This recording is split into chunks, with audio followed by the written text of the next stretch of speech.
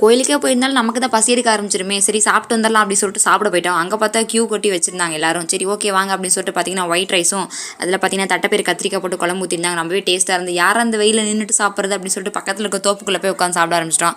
அங்கே போய் பார்த்தா நிறைய பேர் நம்மள மாதிரி எல்லாம் வந்து உட்காந்து சாப்பிட்டாங்க. அதை சாப்பிட்டு வரதுக்குள்ளே இங்கே பறநேரத்தில் ஆரம்பிச்சிட்டாங்க. சரி வாங்க பாப்போம் அப்படின்னு சொல்லிட்டு பிள்ளைங்களாம் கூட்டிகிட்டு வந்து அதெல்லாம் பார்த்து முடிச்சுட்டு கிளம்புறதுக்குள்ளே பிள்ளைங்க ஐஸ்கிரீம் வேணும்னு கேட்டாங்க. சரி வாங்க அப்படின்னு சொல்லிட்டு ஆளுக்கு ஒரு சாக்கோபார் வாங்கி கொடுத்து நான் ஒரு சின்ன கப் ஐஸ்கிரீம் வாங்கிட்டேன். வாங்கி அதை சாப்பிட்டுட்டே இருக்கிறதுக்குள்ளே பின்னாடி இருக்கிற ராட்டினத்தை பார்த்துட்டாங்க. அம்மா அது போயே அவனை வாங்க அப்படின்னு சொல்லி கூப்பிட்டாங்க. சரி சின்ன பிள்ளைங்க ஆசைப்படுதுங்கன்னு சொல்லிட்டு அதுக்கும் கூட்டிகிட்டு போயிட்டேன். நான்லாம் பார்த்தீங்கன்னா சின்ன வயசில் ராட்டினம் போயிருக்கேன்.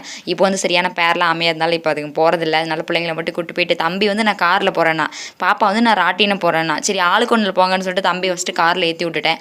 அவன் சுற்றிட்டு வந்துட்டு அடுத்து பாப்பா ராட்டினம் போகும்போது தம்பி நானும் தான் போவேன் அப்படின்ட்டான். சரி வாங்க சொல்லிட்டு அப்புறம் 2 பேர்த்தையும் ராட்டினத்தை ஏற்றி விட்டு 2 பேர் நல்லா ஆடிட்டு வந்தாங்க. போகும்போது ரொம்ப ஆசையாக போனாங்க. அதுக்கப்புறம் அம்மா பயமாக இருக்குது அப்படின்ட்டாங்க.